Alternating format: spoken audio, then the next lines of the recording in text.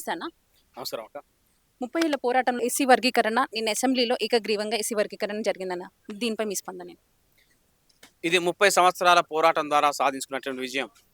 Mandakrishna Madiga 1994లో MRPS ఉద్యమాన్ని ప్రారంభించడం జరిగింది.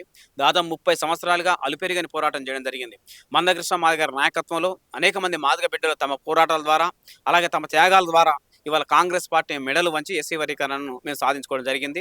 నిన్న జరిగినటువంటి అసెంబ్లీ సమావేశాల్లో అన్ని రాజకీయ పార్టీల మద్దతుతోని ఎస్సీ వర్గీకరణ చట్టం ఏకగ్రీవంగా ఆమోదం పొందడాన్ని మేము సంపూర్ణంగా స్వాగతిస్తున్నాం, ఆహ్వానిస్తున్నాం. ఇది మా పోరాటానికి దక్కిన విజయం, ఇది మా పోరాటం దక్కిన గౌరవం కనుక ఈ విజయాన్ని పురస్కరించుకొని ప్రతి గ్రామంలో పెద్ద ఎత్తున సంబరాలు చేసుకోవడం కోసం నెల రోజుల పాటు మా కార్యాచరణ మేము తీసుకోబోతున్నాం. ఈ నెల రోజుల కార్యక్రమంలో 30 ఏళ్ళుగా మందకృష్ణ మాదిగ గారు మాదిగ జాతి కోసం పోరాడిన తీరును మేము ప్రజలకు తీసుకెళ్తాం.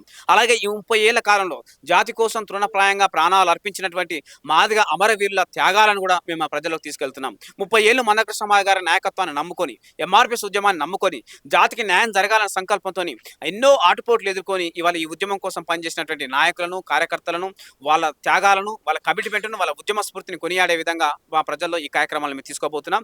ఈ సందర్భంలో ఇవన్నీ చేస్తూనే ఈ సందర్భంలో ఒకవైపు ఎస్సీ వర్గీకరణ చేస్తామనే పేరు చెబుతూనే మరోవైపు వర్గీకరణను అన్ని ఉద్యోగ నోటిఫికేషన్లకు వర్తింపజేయకుండా, ఈ ఉద్యోగాల్లో మాదిగ బిడ్డలకు న్యాయం దక్కకుండా, మాదిగ నిరుద్యోగులకు రేవంత్ రెడ్డి ప్రభుత్వం చేసిన దోహపు విధానాలను కూడా మేము ప్రజలకు తీసుకెళ్లడం కోసం ప్రయత్నం చేస్తున్నాం. నెల రోజుల పాటు ఈ కార్యక్రమాన్ని తెలంగాణ రాష్ట్రంలో మేము అమలు చేయబోతున్నాం. ఎస్సీ వర్గీకరణ కాంగ్రెస్ పార్టీ ఘనత అని చెప్పుకుంటున్నారు. మరి దీనిపై మీ స్పందన ఏంటి? ఇది కాంగ్రెస్ పార్టీ ఘనత కాదు, 100% మందకృష్ణ మాదిగ నాయకత్వంలో పోరాడి సాధించుకున్న విజయం. ఈ ఘనత మందకృష్ణ మాదిగ గారికి చెందుతుంది. ఇవాళ మందకృష్ణ మాదిగ లేకపోతే ఎస్సీ వర్గీకరణ లేదు. ఎస్సీ వర్గీకరణ ఇవాళ విజయతిరాలు జరిగిందంటే దానికి కారకుడు మందకృష్ణ మాదిగ గారు మాత్రమే. దీన్ని కాంగ్రెస్ పార్టీ తన అకౌంట్లో వేసుకోవాలని దుస్సాహం చేయొద్దని చెప్పేసి నేను స్పష్టంగా తెలియజేస్తున్నాం. నిజంగా కాంగ్రెస్ పార్టీకి మాదిగల మీద చిత్తశుద్ధి ఉంటే 2004 నుండి 2014 వరకు 10 ఏళ్ళు అధికారంలో ఉన్నప్పుడే ఎస్సీ వర్గీకరణ అమలు జరిగేది.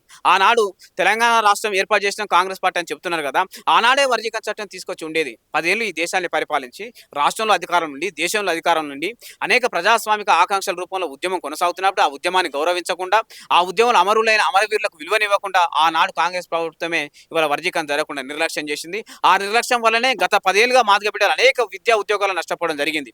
ఇవాళ సుప్రీంకోర్టు జడ్జిమెంట్ వచ్చిన తర్వాత లక్ష డప్పుల కార్యక్రమానికి ఎంఆర్పీఎస్ పిలుపునిచ్చిన తర్వాత ఆ లక్ష డప్పుల కార్యక్రమానికి భయపడి, ఎంఆర్పీఎస్ ఉద్యమ పిలుపులకు భయపడి, మందకృష్ణ మాదిగ ఉద్యమ పిలుపులకు భయపడే ఇవాళ కాంగ్రెస్ పార్టీ అసెంబ్లీలో చట్టం తీసుకురావడం జరిగింది. ఇది మేము పోరాడి సాధించుకున్న విజయం. కాంగ్రెస్ ప్రభుత్వం మెడలు వంచి పోరాడి సాధించుకున్న విజయం తప్ప కాంగ్రెస్ పార్టీ మా మీద ప్రేమతోనో, మాకు న్యాయం జరగాలని చిత్తశుద్ధితో ఇచ్చిన చట్టం కాదు.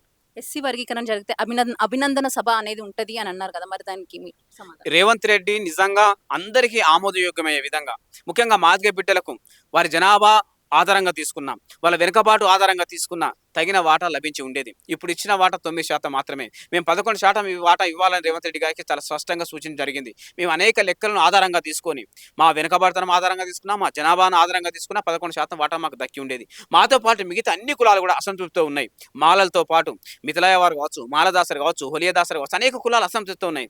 అనేక కులాలకు అసంతృప్తి మిగిల్చి ఇవాళ ఎస్సీ వర్గీకరణ చట్టం చేసి ఇది మా చెప్పుకోవడం అనేది సిగ్గుచేటు.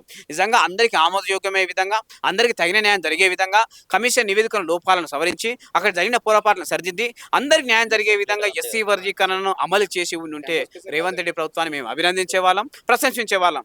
ఒకవైపు వర్గీకరణలో అనేక లోపాలను పెట్టుకొని, అనేక పొరపాట్లను పెట్టుకొని ఈ చట్టం అమలు చేయకుండా, ఈ చట్టాన్ని అన్ని ఎస్సీ రిజర్వ్ సంబంధించిన ఉద్యోగాలకు వర్తింపజేయకుండా, ఒకవైపు మాదిగ బిడ్డలకు, మాదిగ నిరుద్యోగులకు ఉద్యోగాలు దక్కకుండా వర్గీకరణ అనేది చేపడుతున్న ఈ క్రమంలో మేము రేవంత్ రెడ్డి ప్రభుత్వాన్ని అభినందించలేకపోవడానికి ప్రధాన కారణం మా జాతి. లక్ష డప్పులు వేల గొంతులు అనే కార్యక్రమం ఉంటుంది అని అప్పుడు చేపట్టారు అని చెప్పారు. మరి దాన్ని ఆచరణలో తీసుకురాలేరు. మరి ఇప్పుడు దాన్ని ఆచరణకు తీసుకొస్తారా? మేము లక్ష డప్పుల కార్యక్రమాన్ని వాయిదా వేసాం తప్ప రద్దు చేయలేదు. తప్పనిసరిగా లక్ష డప్పుల కార్యక్రమాన్ని తెలంగాణ రాష్ట్రంలో నిర్వహించి తీరుతాం. అది మా జాతి ఆత్మగౌరవానికి సంబంధించిన విషయం. అది మా జాతి సాంస్కృతిక విలువను పెంచే విషయం. ప్రపంచ భూభాగం మీద ఎక్కడ జరగని గొప్ప సాంస్కృతిక ప్రదర్శన తప్పనిసరిగా డప్పులతోని హైదరాబాద్ నగరంలో చేయబోతున్నాం. అది భారతదేశానికి పేరు తెచ్చే కార్యక్రమం, ప్రపంచ స్థాయిలో ఒక రికార్డు నెలకొల్పే కార్యక్రమం. త్వరలోనే ఎస్సీ వర్గీకరణ తెలంగాణ రాష్ట్రంలో అమలు రాబోతున్నది.